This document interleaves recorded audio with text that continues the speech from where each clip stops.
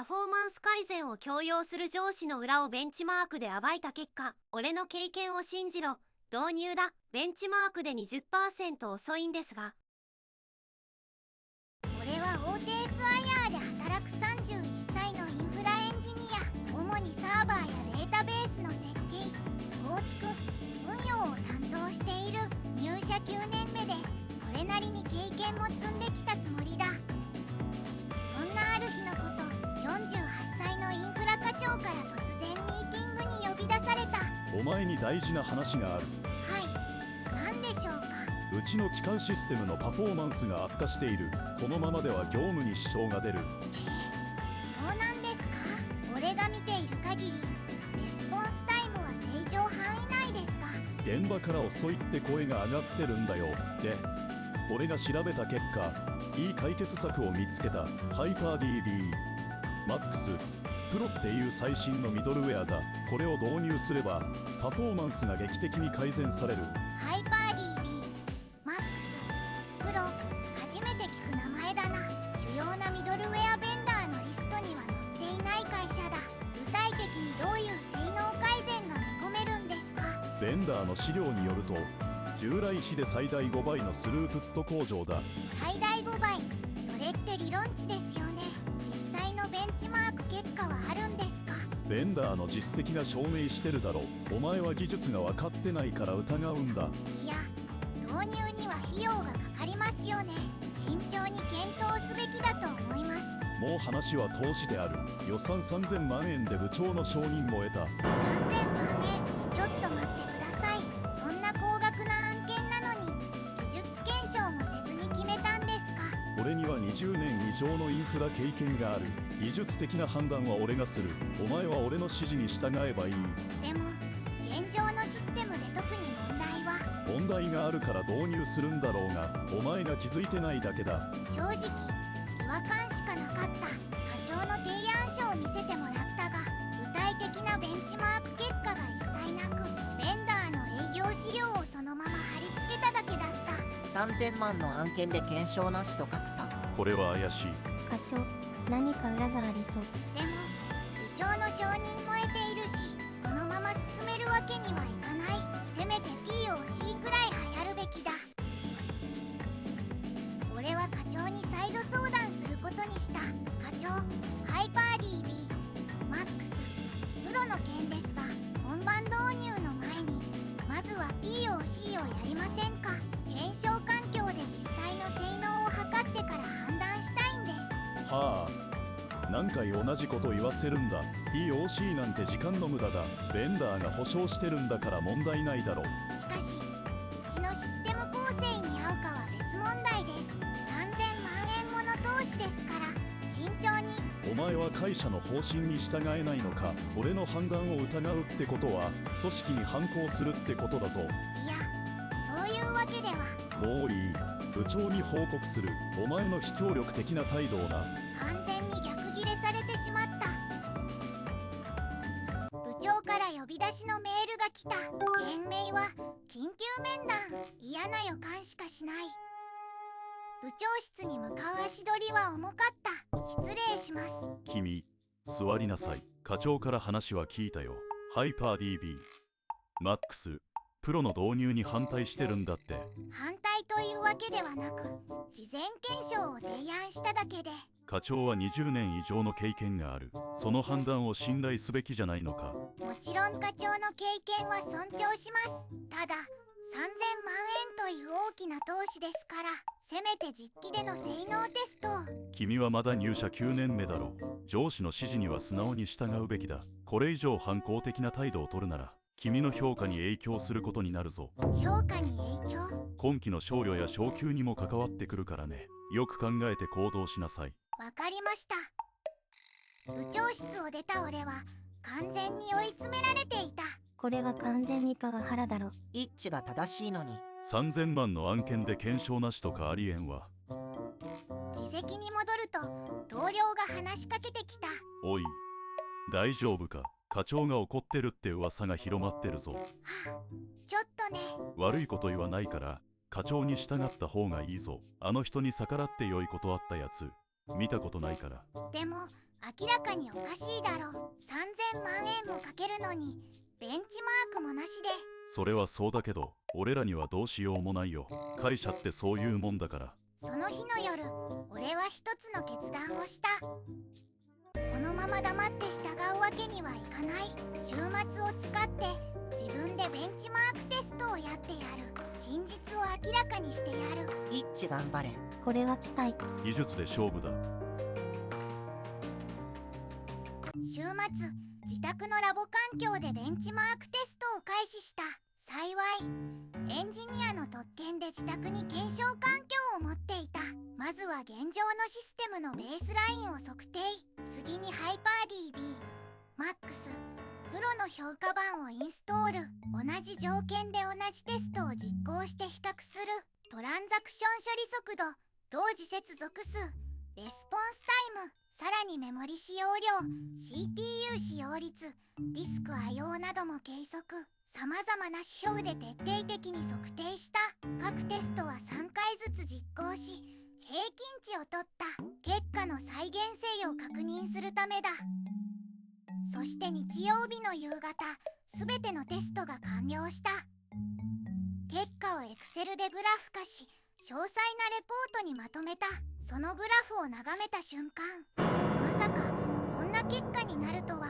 ハイパー DB、MAX、プロは現状のシステムより 20% 遅い。しかもメモリ消費量は3倍、 CPU 使用率も 40% 高い。パフォーマンス改善どころか劣化してるじゃん。これで3000万とか詐欺レベル。課長、絶対何か企んでるだろ。課長のパフォーマンス改善は完全な嘘だった。導入すればむしろシステムが遅くなる。3000万円をドブに捨てるようなものだ。でもなぜ課長はこんな製品を強く押すんだ。何か裏があるはずだ。俺はさらに調査を進めることにした。まずハイパー DB、MAX、プロのベンダー情報を調べた。ハイパーテックジャパン株式会社。聞いたことのない会社名だった。営業担当の名前をリンクトインで検索してみると、なんと課長と同じ大学の出身だった。しかも卒業年度が2年違い。つまり大学の先輩後輩関係だ。これは確信犯だな。身内優遇じゃん。これだけでは証拠にならない。もっと決定的な証拠が必要だ。月曜日、俺は経理部に知り合いがいることを思い出した。過去に一緒にプロジェクトを担当した女性だ。昼休みに彼女に相談してみることにした。課長の経費精算を調べたい。ハイパー DB、MAX、プロのベンダーとの接待履歴があるか知りたいんだ。それってかなり無礼な依頼だけど。会社に3000万円の損害が出る可能性があるんだ。頼む、協力してくれ。わかった。でも内緒だよ。ありがとう。夕方、彼女からメールが届いた。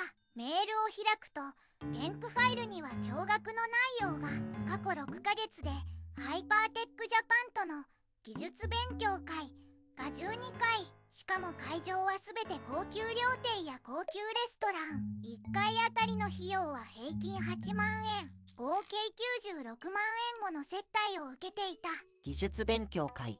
笑い。完全に接待付けじゃん。これは癒着確定。でもまだ足りない。金銭授受の証拠が欲しい。次波上室の後輩に協力を仰ぐことにした。資料室で上司の後輩と落ち合った。先輩、どうしたんですか急に。課長のメールログを確認できないか。ハイパーテックジャパンとのやり取りを調べたい。それってまずくないですか。会社を守るためだ。課長が不正をしている可能性が高い。わかりました。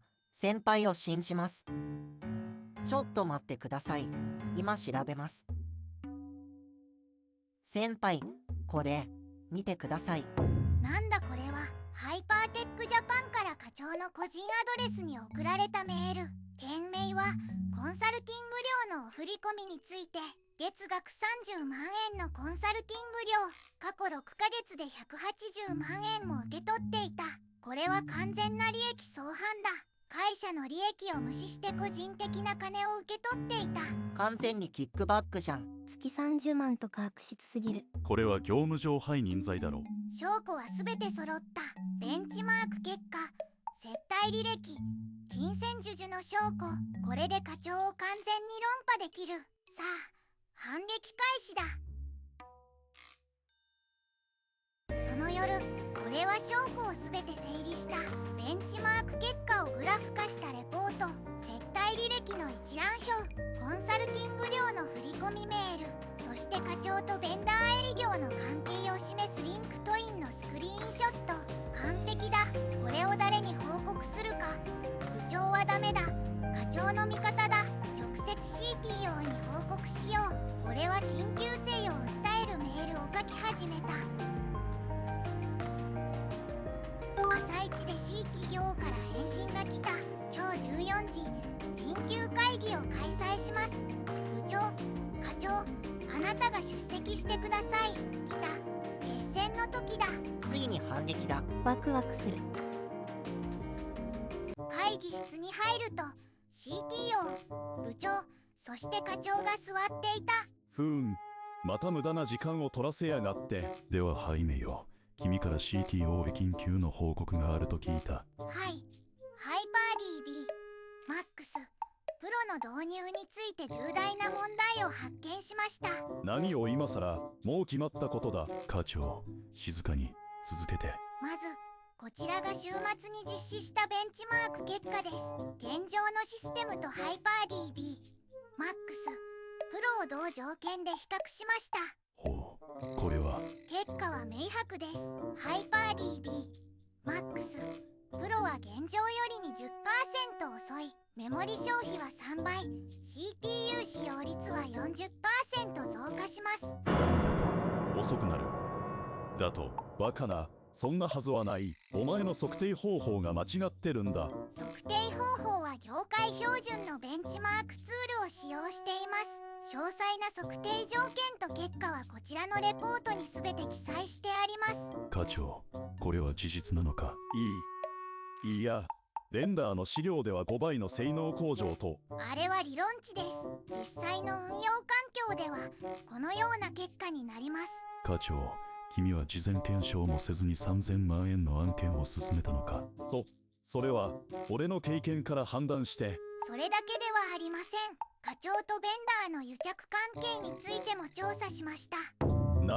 何を言い出すんだ。まず、課長とベンダーの営業担当は同じ大学の先輩後輩です。過去6ヶ月で12回、技術勉強会という名目で接待を受けています。会場はすべて高級料亭。合計金額は96万円です。96万円。それは技術情報の収集のためで。そして最も重要な証拠がこちらです。ハイパーテックジャパンから課長の個人メールアドレスに送られたメールです。件名はコンサルティング料のお振り込みについて、月額30万円、過去6ヶ月で合計180万円を受け取っていました。なんだと、180万円のキックバック。課長、お前まさか。違う。これはコンサルティングの正当な報酬で、業務時間外の副業でしょうか。